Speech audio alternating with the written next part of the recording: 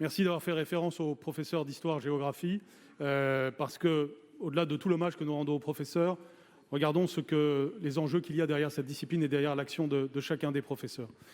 Et c'est un sujet dont je parlais ce matin même encore avec l'association des professeurs d'histoire-géographie, venue m'apporter son soutien et ses propositions dans les circonstances d'unité nationale qui sont les circonstances que les faits obligent à noter et à avoir. Les professeurs d'histoire-géographie, vous avez raison, sont souvent en première ligne, ce qui d'ailleurs ne devrait pas être le cas, parce que tous les enseignements, et malheureusement dans le cas des enseignements scientifiques, nous savons aussi qu'il peut y avoir des problèmes, tous les enseignements sont en première ligne de la défense de la République et de la transmission des valeurs de la République. La seule chose que je ne peux pas vous laisser dire, c'est qu'il n'y a pas eu de soutien de l'institution à M. Paty, parce que depuis 3 ans et demi, ce que nous avons fait, c'est la création du Conseil des sages de la laïcité.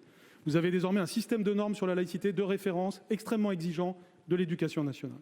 Deuxièmement, des équipes valeurs de la laïcité, de la République, pardon. Elles sont intervenues dans cette affaire en soutien de M. Paty. Et je vous en supplie, ne relayez pas les mensonges, les fake news des réseaux sociaux, alors même qu'à l'instant, on vient de dire que c'était l'une des pires choses de notre époque. Ce n'est pas vrai de dire qu'il n'y a pas eu de soutien de l'institution. Les faits le démontreront, l'inspection générale et bien entendu les autorités judiciaires vous donneront toutes les informations. Mais je vous en supplie, ne faites pas ce que justement on peut reprocher aux ennemis de la République. Il est extrêmement important de dire que la logique du fameux pas de vague n'est pas, ou n'est plus, si vous préférez, la logique de l'éducation nationale. Je l'ai dit dès les premiers jours de mon arrivée il y a 3 ans et demi, je l'ai démontré, et dans cette affaire, ce n'est pas le pas de vague qui est en question. Bien sûr, il y a les problèmes, et je suis le premier à le dire, et je suis le premier à les nommer. Ces problèmes existent bel et bien, nous n'avons pas tout résolu. Et il y a encore beaucoup à faire, notamment pour encore mieux signaler et encore mieux réagir.